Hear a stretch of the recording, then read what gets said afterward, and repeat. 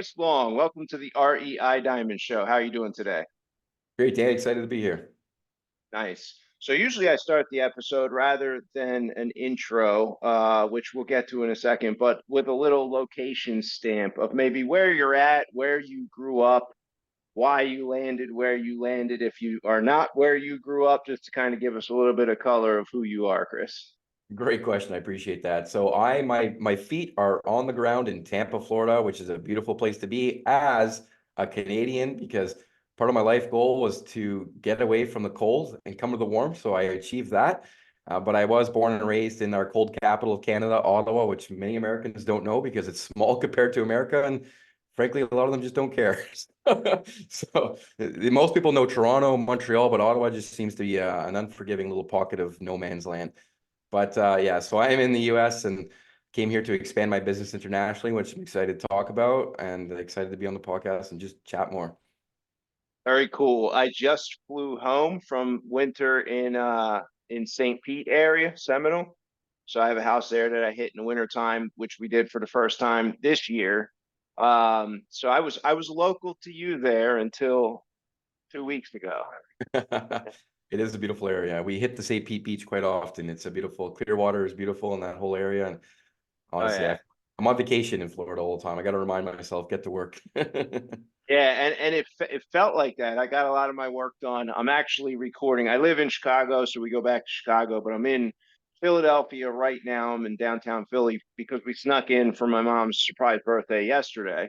But while we were in Florida, it has that vacation feel. Even while we're traveling here, it has that vacation feel. But here we are doing a podcast right now with you in Florida and me on quote unquote vacation in Philly, I guess you could say. So the work doesn't stop. It does not stop. It never ends. Yeah. Well, for me, I'm just wired as an entrepreneur. So it never really stopped. But I got to remind myself to, hey, there's a beach not far. Go enjoy yourself. Yeah. Yeah, yeah, that's cool. That's good. We got to get that done too. So Chris is from Long Yards. You guys can see the people who are not tuning in on audio and who are looking on YouTube, you can see the Long Yards logos on his shirt in the background there. You want to give us some framework about what that is, how you started that, and how that's developed to where it's at today? Yeah. So I'm a licensed carpenter by trade. I was in the construction industry for 15 years, and I discovered a problem in the market that didn't exist. And I needed a small, affordable space for my equipment, tools, and trailers. And you go to a self-storage facility, sure, but I needed a yard. But there was a gap in the marketplace. I don't need a 1 to 3 acre parcel that I pay $500,000 to $1 million with or I lease it for a triple net lease for 3 or 5 years. No, I just needed a small, medium-sized yard, month to month, that was secure and closed. And I was simple. Sometimes I believe I'm a simple person. Simple problems have simple solutions. I'm like, if this doesn't exist, I'm going to build it. And sure enough, no investor would get behind me because they thought I was crazy. So I had to sell both my houses, and I only had a small rental portfolio of 2 duplexes. So to go in on my vision, I had to literally put my mouth where where I believed it and sell everything I had. And it was a success. So, I mean, I spread myself thin getting it going. I couldn't even afford to put the gates on the front, but I had to pre-sell the first units in full to afford to complete the build out. But since then, it's been off to the races. We leased up completely in Ottawa, Canada. We're building out in Central Florida. We have parcels with and I built a franchise system, so I'm a franchisor. We have franchisee parcels under contract in Florida, in Texas. We're looking at Carolina, and we have about 5 active LOIs, and we're just looking to expand with great people with a great business. Yeah, it's pretty cool and it's timely. I mean, we're going to dig into the 8.9 acres that I currently own that's owned industrial that I'm deciding what I want to do with in Memphis, Tennessee a little later in the show. But before we get into that, let's back up to that first deal. What year was that, Chris? So How I long ago bought was it it? with my brother in 2017. We Okay. sat on it for a little bit. Being brothers, we didn't, we just had a different little view. And it took about 2 years to kind of arm wrestle and figure it out. But I cut the ribbon October 1st, 2019 at my first location, Long Yards in Ottawa, Canada. And then I moved out to the States about 2 years ago to expand internationally. That was the Ottawa one. How much was the gate that you were losing sleep trying to afford? The gates, it was wild. I spread myself so thin. The gates were about 3 grand each, and I needed probably around $30,000 worth of gates. And at that point, that 30 grand, I mean, just to put the front gate on my facility, I had to get them used off of Marketplace and put them on the back of my truck to save 4 grand.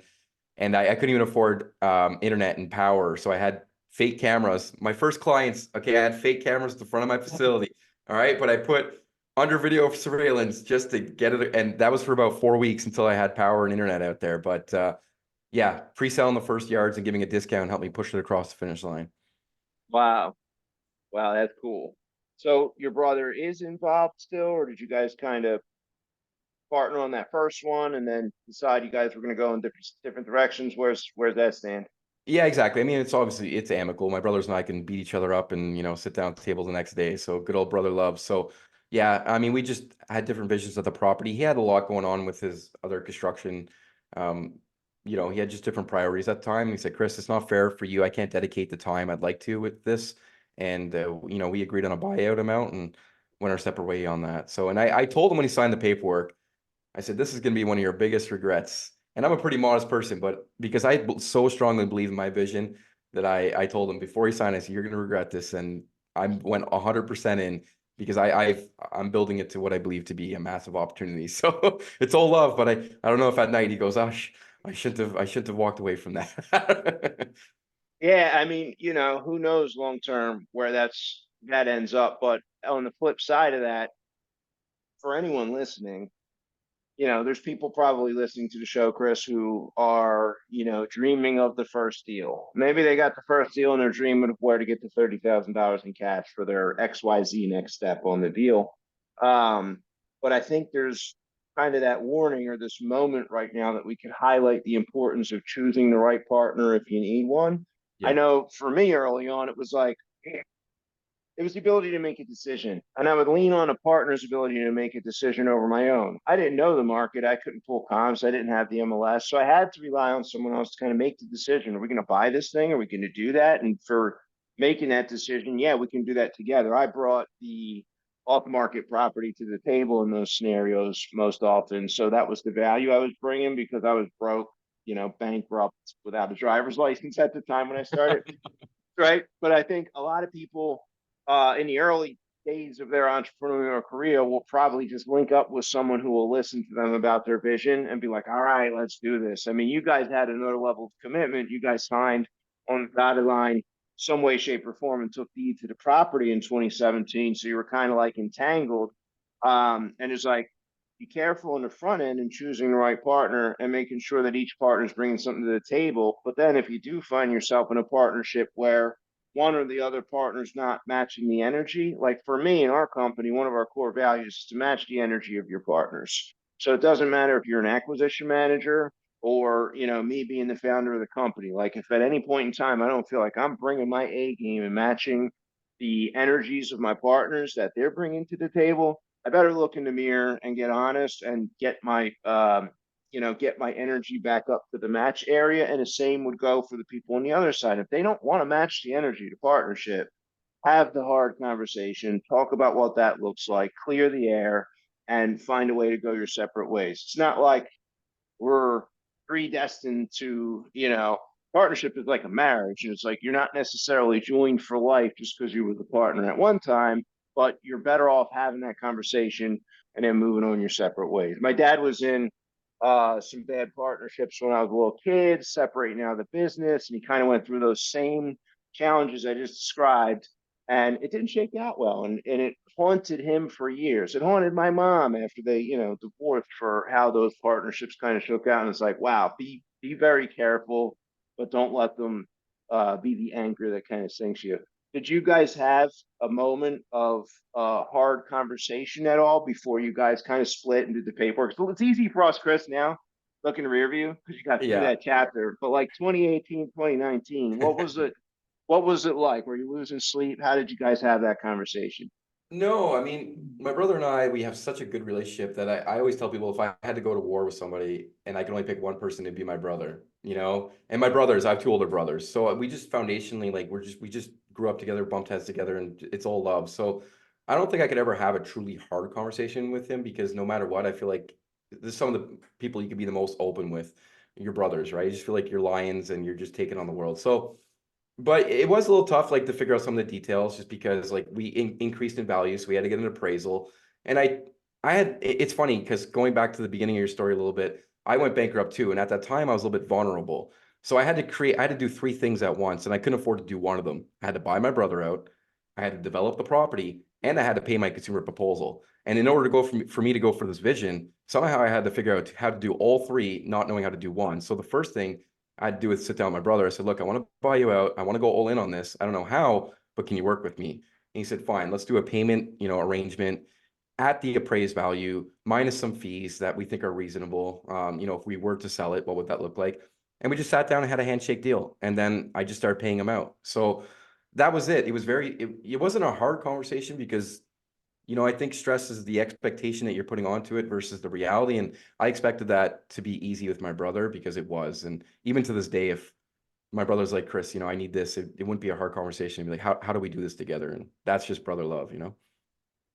Yeah, 100%. What was the size of that lot? Let's pull on the thread of that deal, some of the details there, that first one. How many Yeah, acres? let's do it. So I bought it. It was just under 10 acres, and I bought it for 470,000.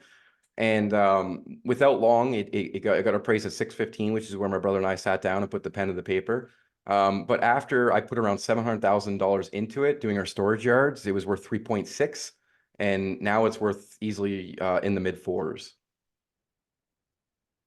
Okay, so 3.6 million, 700K build out. What does the 700K build? Because I think this will set the stage too for if we get into some of the franchising and what those partners are kind of stepping into. $700,000 into that lot. What are those expenses? Fencing, stone, security cameras, privacy screening, a main gate. I mean, it's like self-storage, except it's mini laydown yards. So your build out is less expensive and it's faster. And that's it in a nutshell. I mean, but it is very site specific. We're seeing build out costs in Florida being a lot more expensive because stone, from your quarry is a lot different. So, but to break it down on our first location and keeping it specific to those are the kind of the highlighted, bullet points. Okay. I did the research, but the listener may not have done the research. And I looked at some of the available yards on the Long Yards website that are available. I think it was in Winter Haven, Florida, if I'm not mistaken. There's one on your site now that's Yeah. actually actively renting. So we Yes. had on that one, it was a $2.40 per square foot per year, or roughly $104,544 per acre per year if you got the full acre as a yield. So we're taking 10 acres and we're chopping that up into smaller yards. Is that correct, Chris? I'm trying to paint a picture for the listener who didn't check out sort of the model. Yeah, for sure. I mean, for a listener, think of a long yard because my first property quite literally is a long yard. It's 200 feet by 2,000 feet, and you have a road in the middle and yards on both sides. So visually, you're driving down, you have a yard on one side that could be 40 by 50 feet, 30 by 50 feet, and these are smaller, medium-sized yards. And on the yards on the right, you have 50 feet by 100 feet or 100 by 100 feet. So when you say an acre, we don't actually have acre yards. But we are adaptable, and part of our core values is to adapt to the marketplace. So the fencing between the yards can move around. So a client, as their business grows, they can have more space, or vice versa. If they're shrinking, they can kind of put that up, and we can rent out the yard beside them. So yeah, it is right now in Central Florida. We are looking at 20 cents per net rentable square foot. But an acre, you have to factor in your setbacks, your roads, your water retention. So it's not like an iOS truck parking. It's like you have 5 acres per acre. It's like, no, we need to cut it up, and we have more revenue for smaller spaces, but we also lose a little bit of space getting to those small spaces. Be the percentage yield. Are we talking like 70% of the acre is yielded into net rentable square footage? Is it higher or lower? That's a great question. When you, There's 4 categories. It's based on your tier of land. So I have a tier system of land. The tier 4 is like a forest, worst case scenario. And that has like a full site plan development where you have landscape buffers, water retention, and then you just shrink it to around 45 to 55% net rentable square footage after your roads. And then we have a tier 1, tier 2, which is a gravelled, ready to go lot. There you can see upwards from anywhere from on the high end 80%, depending on the layout, probably to the lower end to be around 62% net rentable square footage. okay, and then I assume maybe there's a purchase price per acre that would be allocated to the tier 4 versus the tier 2, et cetera. Exactly. So I have a feasibility tool that can quickly identify a plot of land, tier 1, tier 4, and then with the price per acre versus, here's the biggest thing, is how much revenue can that drive? Because it's all relevant. I could pay more for real estate in a better location if I can get more revenue. So, I plug it into my tool, and if I have what we like to classify as a gross rent multiplier under 5, then it's a green light for our model. And if it's a gross rent multiplier over 5, then we know the banks are not going to be even though it's a great investment, we're looking at amazing deals. So we have a tool specific to our locations that after we go through our feasibility of the locations, which is demographics, then we go into the zoning, and then it's a buy box, and then you got to hit all these milestones, and then it goes to the feasibility tool. So before we look at a property, it's already reached about 4 different filters. Nice. A gross rent multiplier of 5. Now, I never really paid much attention to that you're familiar with Bigger Pockets? Yeah, I listen to Bigger Pockets, but there's so many different terms that people use. So for Yeah, sure. yeah. So what is it usually? Is it a 12 gross rent multiplier to start to get like normal single family rental? It's 10 to 12, maybe 14 to gross rent multiplier. Is that? See, I don't even pay much attention to residential because since I got burned Yeah. so much from my tenants, I promised that part of my brain to never look at it. And I really have been like, I think I consume knowledge only where it works for long years. But a gross rent multiplier is basically the total income versus your total cost, land acquisition, construction costs. And if it's 5, if it's $1 million and you're making $200,000 a year, if your total cost is $1 million and you're bringing in 200 grand a year, then it'd be a gross rent multiplier of 5. Other people use like the one golden rule, where if your gross income is 1%, then it's like a 10 cap. This is a great deal, but that's depending on asset class and everything else as well. So there's so many different, rules and formulas. But what I look at is what's the bank asking? They're looking for a debt service coverage ratio 1.15 to 1.2, and we're typically 1.7 to 2.2, sometimes in the threes for our projects, and that's including using SBA with a 90% loan to value with fees. So anyone kind of looking on the outside listening, like, and they're kind of in that underwriting, they're like, oh wow, that the numbers are really attractive, that's for sure. Yeah, they definitely are. What was the cap? Was there a cap rate attachment to kind of convert this into commercial real estate speak it was what, 3.6 million, I think that first deal you said is worth. Was there a cap rate there, or where's that Yeah. 3.6 determined? At the time I got my appraisal, I had a cap rate of 7.5, which is based on market comps in the area. We do all of our underwriting at an 8.5 cap, to be conservative. However, in certain areas we're looking at in Houston and Dallas Fort Worth, you're seeing things trade at 6.2 to 6.8 cap, but I'll underwrite it for 8.5 just to be conservative. But honestly, I'm not even focused. We're looking at enterprise value, and that's one of the reasons I built out a franchise system. So I'm looking at 40 to 50 to 80 locations. Then I look at the EBITDA and then the equity multiplier, which is like usually a 15x on an enterprise, which exceeds a compressed cap rate at a REIT or a private equity sale with the real estate. So a little bit to pack and unpack there, but I'm looking at the short-term debt service coverage ratio. Does this pencil? Okay, great. Let's put as many of these together and just rock and roll. Yeah, 100%. And the exit there, which you alluded to, is to be able to sell the business. Does all of the franchisee inventory potentially get a chance to participate in that exit at some point? Is there a Blackstone exit at like a 4.5 cap, and everyone can choose to go in or choose to let go of the name, or maybe there's a carve out and they get to continue the name? What does that end plan look like for you, Chris? That's a great question. Honestly, like Chris Long and Long Yards, we have 3 phases. So just to answer that with a little more in depth, we have a real estate acquisition. So Long Yards franchise is like an industrial real estate acquisition tool that can leverage SBA. So that's a power machine in its own with the tools and systems we built. Long Yards phase 2 is we have long box products. So anyone's visited our website, we have these boxes from Europe that fold and unfold, and offices that fold and unfold. And we've called them long boxes. Phase 3 is we bring the long yards to you. So when you think of a yard, you're going to think of a long yard. Either you go to our location, or if you're doing a commercial fit up or an industrial fit up or residential, we'll bring the fencing, we'll bring the long box, we'll bring cameras, and we'll bring the entire secure aspect of what we're providing to a location. And then the enterprise value just creates more lendability. I don't want to, to me, I don't want to sell this. I'd rather pass it on to my kids. And I picture myself being around for the long term, because it's going to be it's so crazy that I can refinance. I have so much debt options where I could refinance the real estate and pay myself tax free, that I think, it would have to be a number that just blew me off my chair, because I'm going to be making so much cash flow. I'm not going to know what to do with it. So I don't really see myself selling this. Even if I had a stupid offer slapped in front of me. So yeah, I mean, but if I bring on partners, they might want to see an exit with something comes on, and we'd have to talk about it at that point. But I see this for the long vision, and that's why I built the franchise, and I want franchisees in for the long term as well. Yeah, it's good to hear, right? On one hand, I'm a real estate investor, and I am probably like a lot of people listening to the podcast, we are wholly addicted to the settlement where we get our cash, right? We invest in commercial real estate deals, private partners, and sure, the $4,000 a month that comes in off a very significant investment is okay, but we're looking forward to the $800,000 coming back when they sell the property for the 350, 400,000 that we put in up front. It's so often, at least in my experience, flipping a house, just flipping a house. It's $200,000 with the construction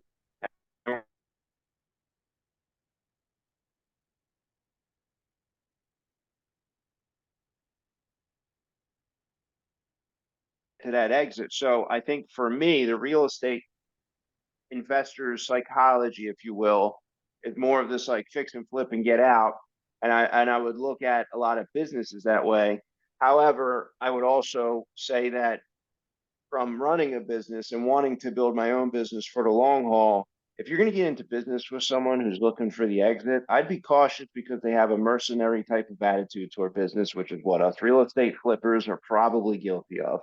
But if you're going to be in business for the long haul, it's about the customer, the experience they're having with your brand, the interaction with their brand, treating your partners right so that they're here for the long term. We're not just trying to like gouge expenses and then get to a sale and make our cash and roll like the normal private equity model might bring to the table. So it's comforting if I were going to sign on as a franchisee to hear you talk about wanting to be there and for the long term. So the SBA is probably a big competitive advantage. I talk to a lot of real estate investors who come on the show, and we're doing self storage and we're doing multifamily and we're doing housing. You can't get SBA at all for real estate deals. But here you are on my show, the REI Diamond Show, and you're talking about using SBA to Yeah.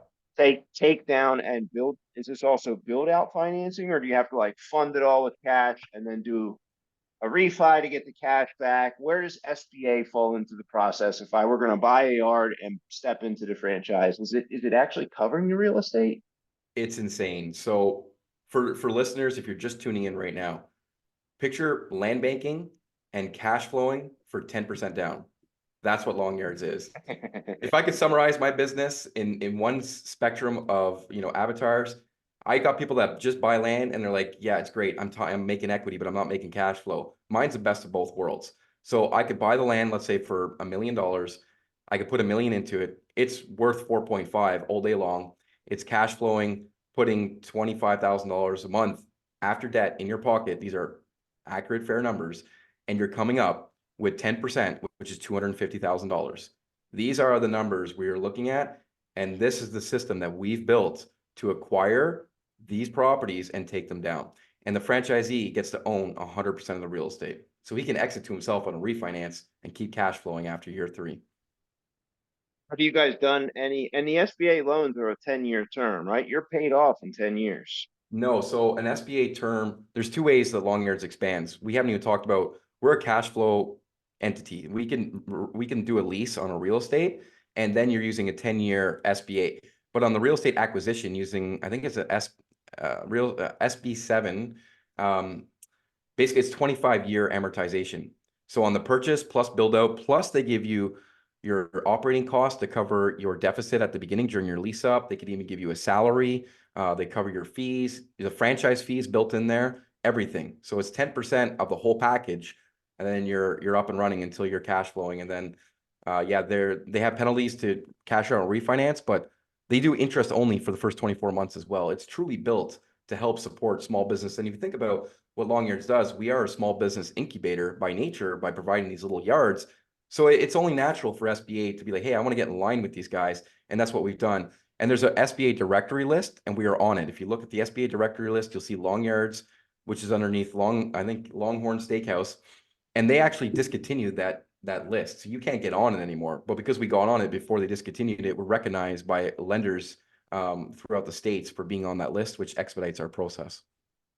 Nice. Yeah, I did cursory research.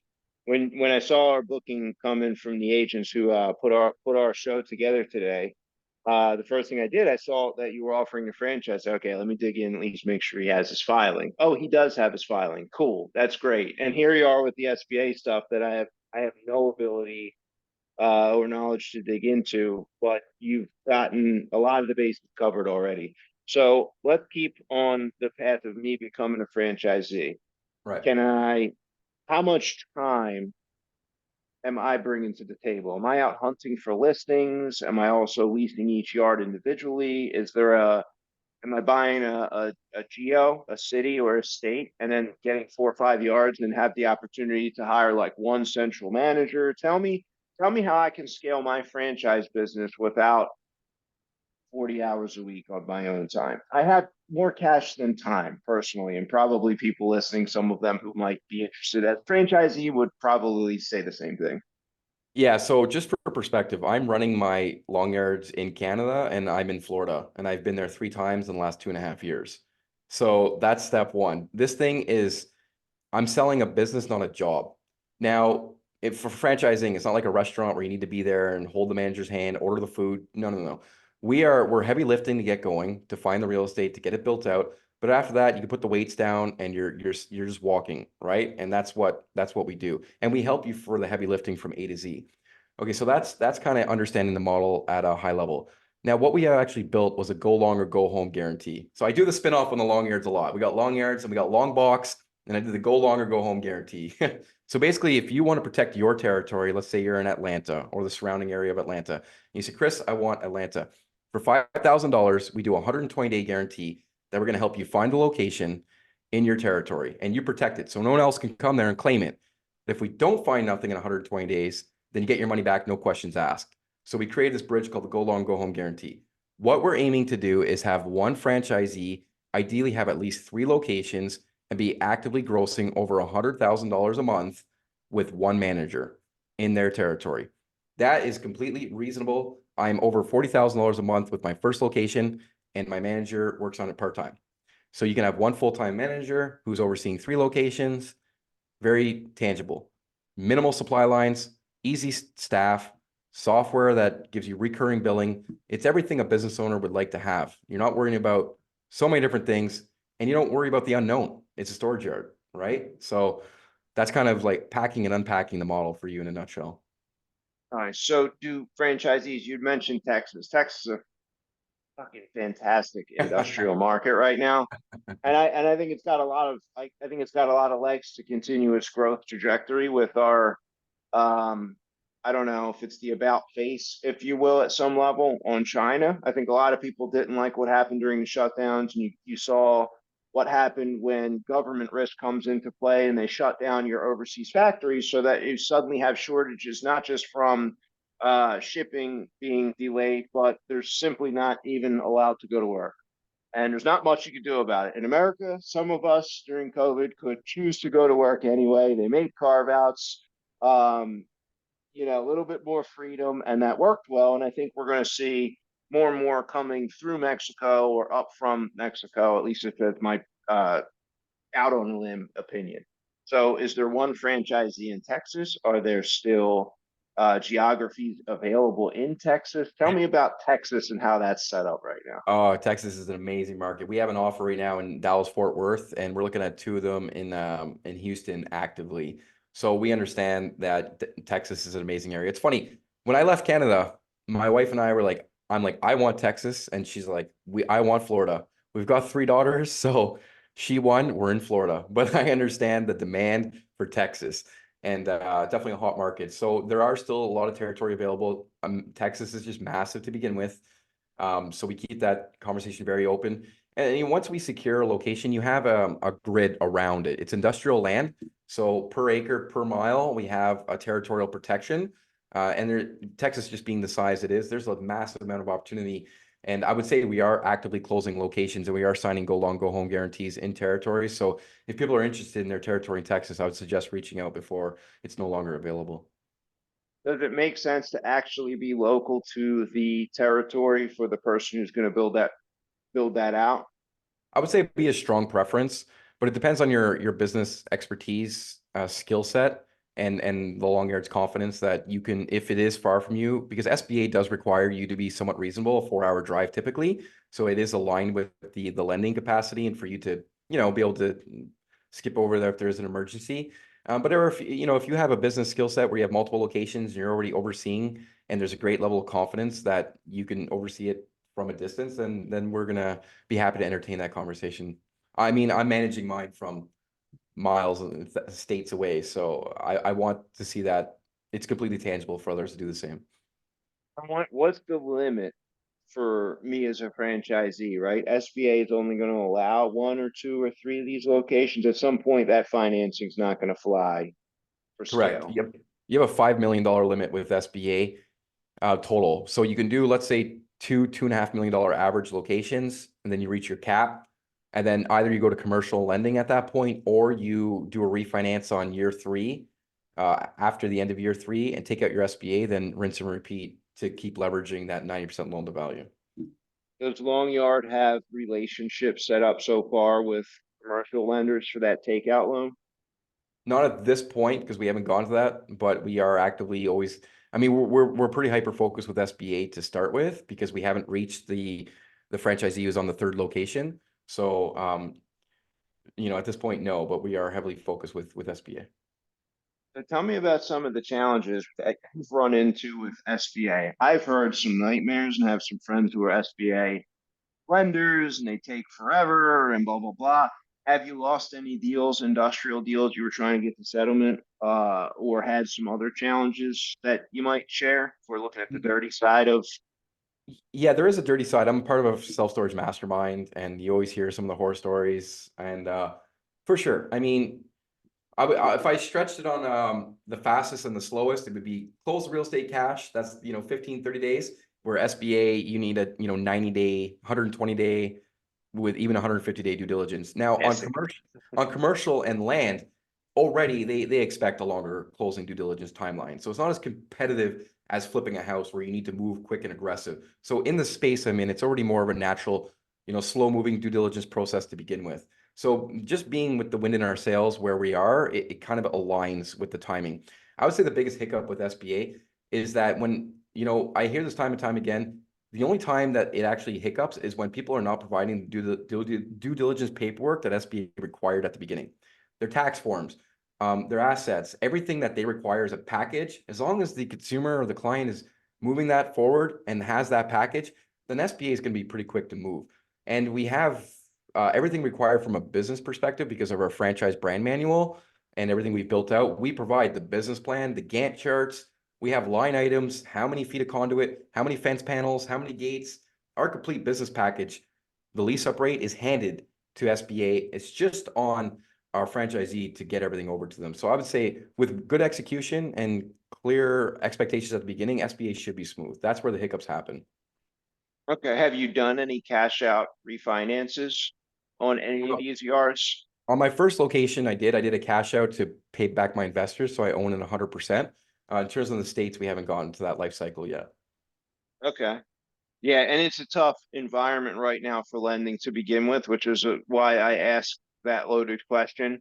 I imagine 2024, where we sit with the interest rates at 7 and 8%, it would probably be tougher to get cash out refinances on.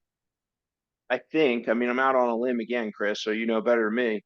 It's a little bit of a unique asset class in that it's land and it's a little bit of a business, versus a bank likes an apartment building because it sort of makes sense. There's bricks, there's this huge capital investment there.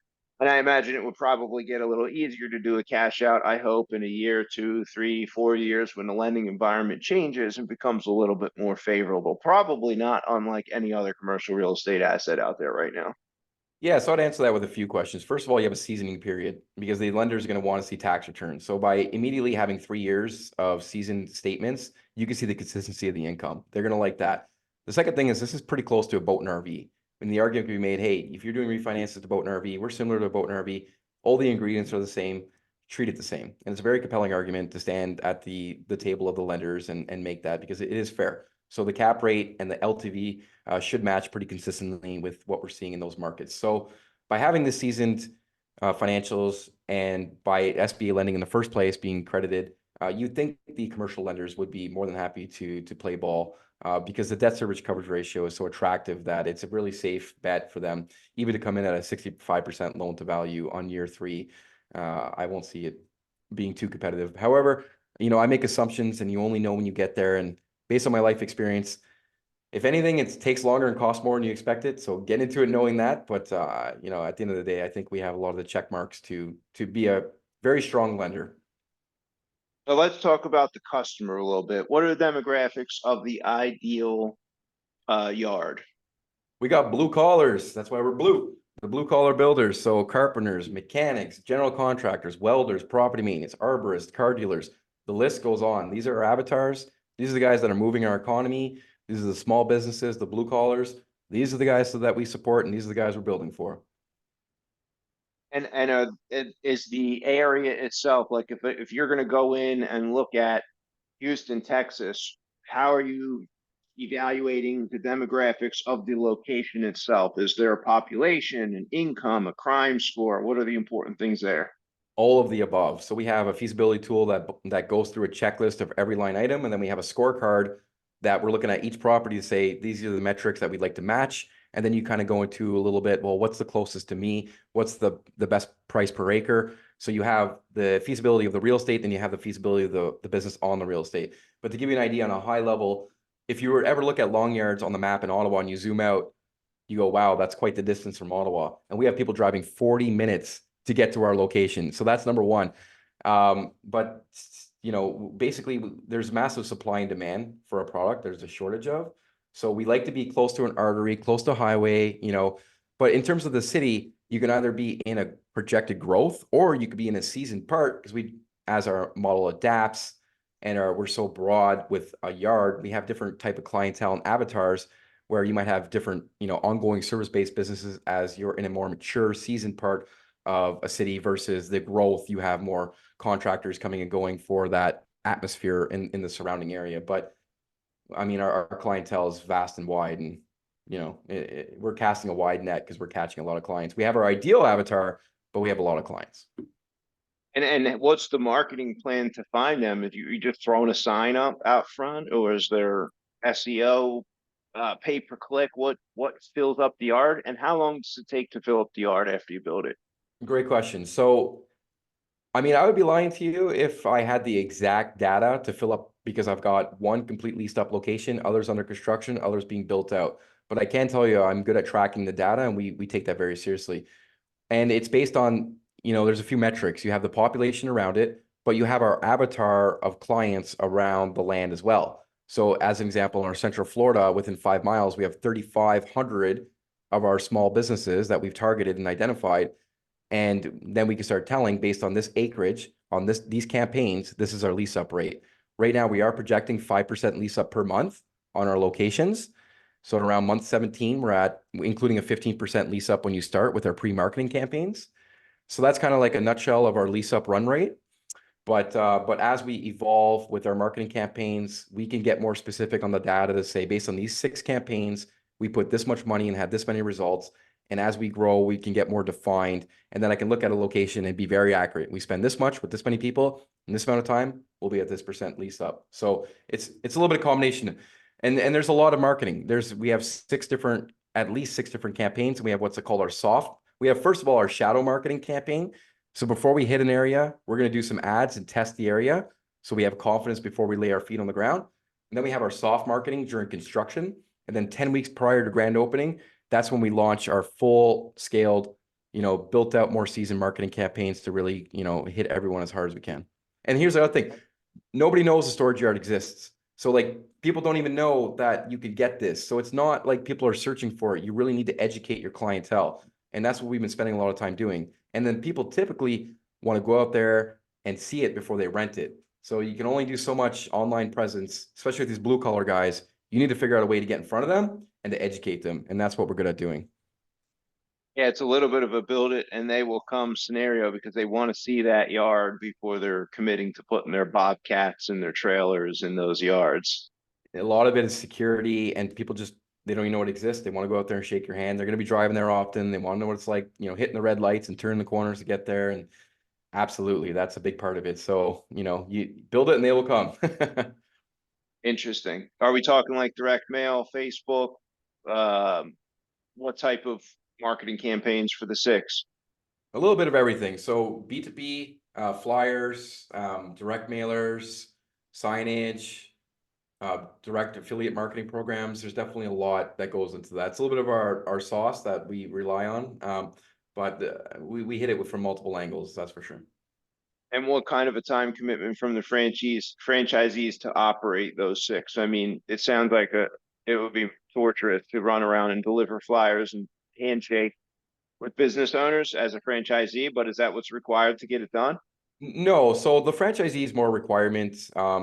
So we actually help find the real estate for the franchisee because we want to make sure the real estate's going to work. So first of all, they come in, they go, I don't really understand your business. I don't understand the real estate. I understand the business. And we say, that's fine. We're going to help you understand the real estate. And that's why we did the go long, go home guarantee. So first of all, we're going to help them pinpoint the right location.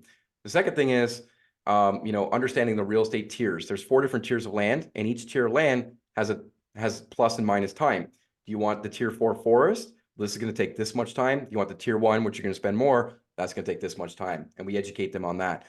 Then the lease up, once it's built out, they can either hire a foreman, which we can give you the cookbook to do, or you can hire a civil engineer and do an hourly allowance. And then the lease up, no, we charge the franchisee a lease up fee and we take care of that, right? So that's us doing the heavy lifting because we know, but we do expect them to take the phone call and to lease up the yard and to help kind of get the heavy lifting. And then they need to put signage up at the front of the yard, on the front fencing, to make sure that, they're at least kneeling, they understand when people are visiting, yards coming soon with the pre-lease up phase. But we handle basically the marketing side. And then they just need to answer the phone, basically shake the hands of clients, ideally, or have a manager that's trained, which we can help you train as well, to shake the hands when people are there. So to pack and unpack that from the life cycle of finding the real estate to the lease up, it is heavy lifting at the beginning. It's either done with you or done for you, depending on your time and budget. You either spend time or you spend money, pick one. And then when it's up and running, you got your manager, and then we just expect it to be a smooth operating machine, which we're going to help you do. Nice. So you guys are handling this six different campaign marketing cycle and the phone's just ringing. Pretty much. Okay, cool. Interesting. What is the stabilized occupancy rate and how much of the turnover is occurring on a monthly basis? These are good questions. You're definitely seasoned. 90%, we underwrite for 90%. That's what I'm at right now. And the churn, these are small businesses. So we're looking at self-storage, which is the closest comparable that we try to underwrite and compare to for churn. The small businesses usually in self-storage actually are there longer and they're more of an ideal client.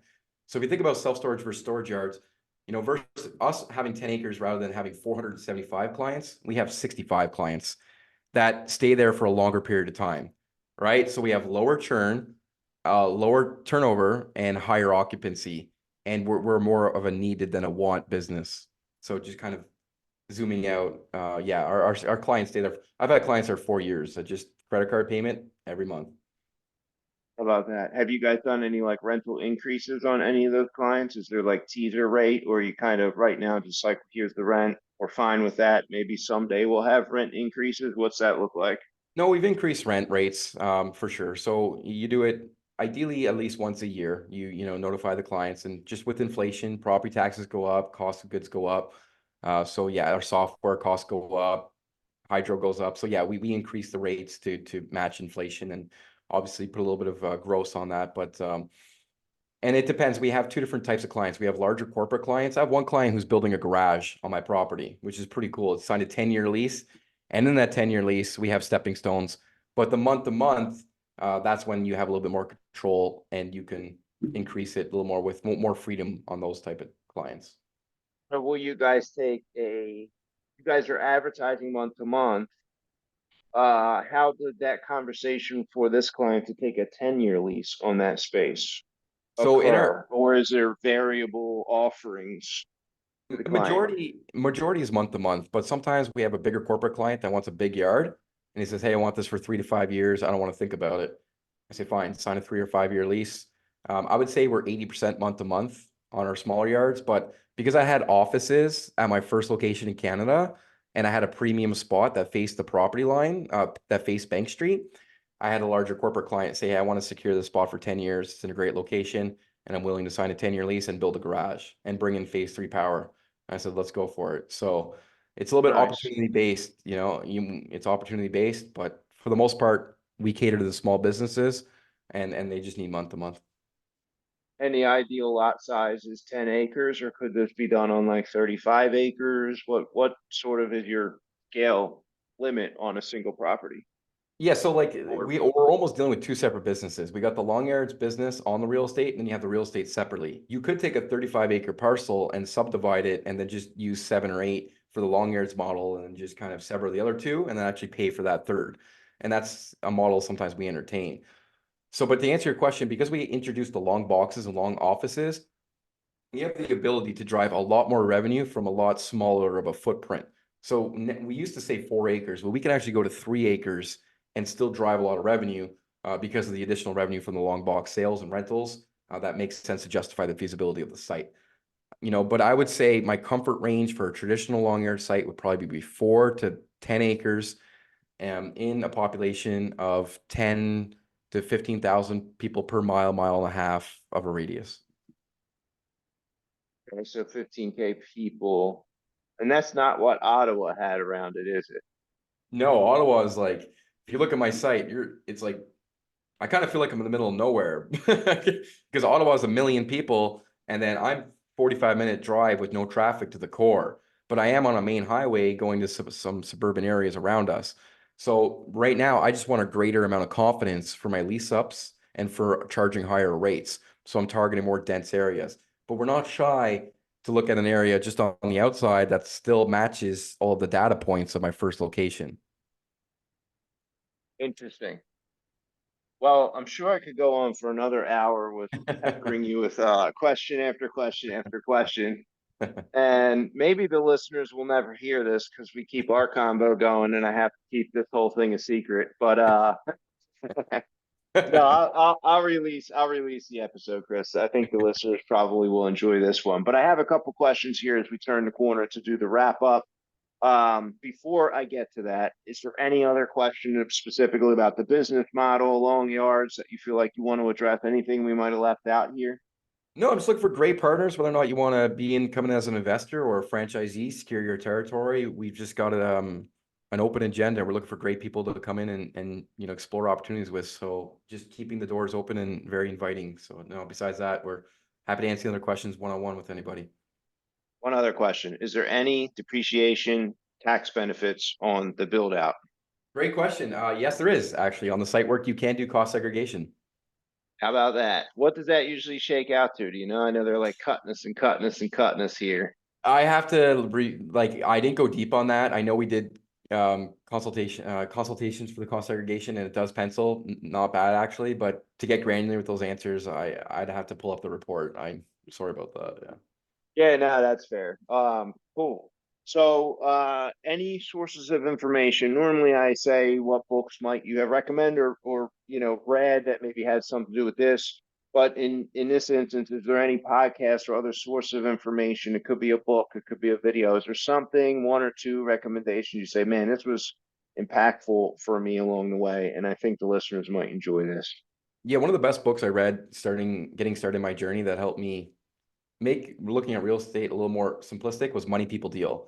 And that's a great Canadian entrepreneur, Stefan Arnio, unfortunately passed away younger. But Respect the Grind, just one of his brands. And one of the books he wrote was Money People Deal. And it just unpacks it. You need 3 components. You need the people, you need the deal, and then the money will come.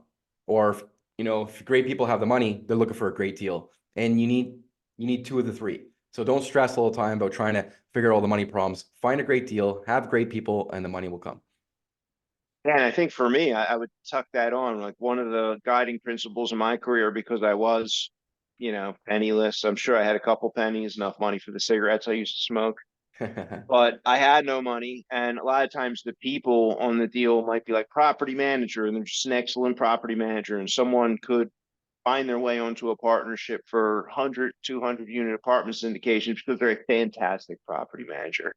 And you might have in that same bucket the people are the construction component, right? You might have been that for somebody coming to the table as a carpenter, and you've got the tools, you got the equipment, you understand the cost structure, you can do site work, and so you could be the people on deal. That wasn't me. I mean, I could like find my way around rewiring a house, but I wasn't this well-equipped, highly skilled person who could run renovation projects, and I had no money.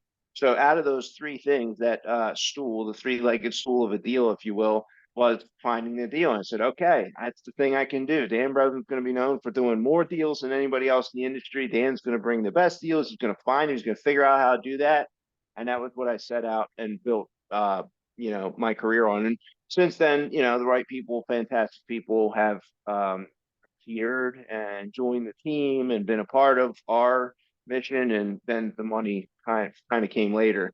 And now later in the career, I'm at a point where sometimes I could be the money that comes to a deal, and I'm looking to invest in the right person who has found the deal and has some of those other operating strengths. So it's amazing how you get to participate and be different points there throughout your career. But anyone who's listening who doesn't have the money and doesn't know the people yet, if you could figure out how to go out and find a real deal, it will attract the right money and the right people. There you go. Tools. So what would be the crown jewel of wisdom for you, Chris? You're just starting your career, maybe a little younger. You can pick the point in time, whether that's 10, 15 years ago as you're just getting out of high school and starting your life, or maybe you're just starting long yards. But the crown jewel of wisdom, knowing everything you know now, if you could go back and share that nugget with yourself, what would that be? Oh man. It's simple but powerful, and say no more than you say yes. So like I was taking on construction jobs, and I was just, I would do a basement, kitchen, and then I started getting the commercial Home Depot contracts. And, in hindsight, and now I've learned this powerful lesson, the more you say no, and the more focused you become, the more of an execution, specialist you do become. So the crown jewel of wisdom is, if there's so many people doing so many different things, you got to do one thing really well. It's like Bruce Lee, don't fear the man that practices 10,000 kicks, fear the man that does 10,000 kicks once. So be an expert in your field. You're going to get great people around you. You're going to execute, say no, and stick to your vision. Love it. Where can people get more information about you or Long Yards? Do you have somewhere you'd like to point the listener? Yeah, I mean, I put my phone number right out there. You can find us at longyards.com and check us out. But my email is clong@longyards.com. And then you could also just call or text me at 941-278-1995. Nice. And my final question, Chris, what is the kindest thing anyone has ever done for you?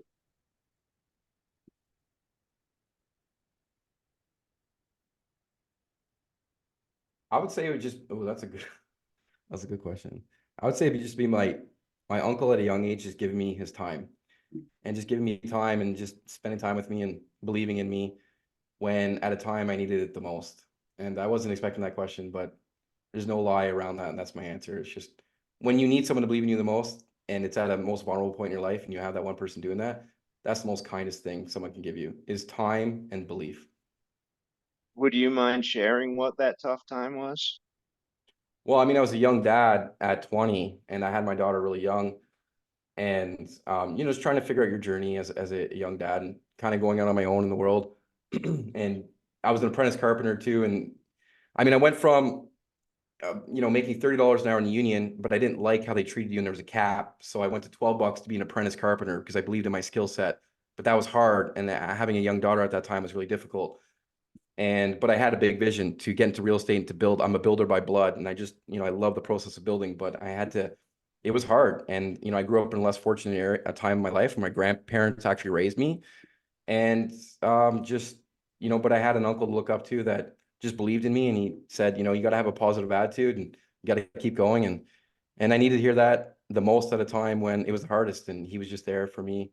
And I helped build the church with him. And he was just always singing no matter what was happening. It doesn't matter if my first house, when the furnace broke and, I had no heat, I called him at 2 a.m. He showed up and we were singing, putting the furnace together. It doesn't matter what obstacle came in front of us. There was a positive attitude and there was good energy. And unfortunately, my uncle passed away early, but his lessons of just being positive and no matter what's happening in life, like, man, there's going to be a tomorrow. Just keep going. Those lessons were the most powerful for me. And it's when you need it the most is when you remember who was there the most. And that's when true colors really show up. And that's who I figured out early on in life, who's with you when you need it the most. And, and those people really shine. Very cool. I am grateful that you shared that additional context there. And I'm sorry for the loss of your uncle. It sounds like he was a really, really cool guy and really positive and enlightened. So thank you for that extra bit there, Chris. No, I'm happy to be transparent. I'm a Canadian that's too honest. So you could ask me anything, you just get the truth, nothing but the truth. So, but I appreciate Nice, you asking. nice. Appreciate that. Yeah, for sure. Cool. We've come to the end. I got a couple pages of notes. I think the listener knows that I was enthusiastic and excited about this topic, and I still am. So I really appreciate you having the people reach out and coming on the show, Chris. Thanks for having me, Dan, and excited to catch up again and looking forward to see where this takes us.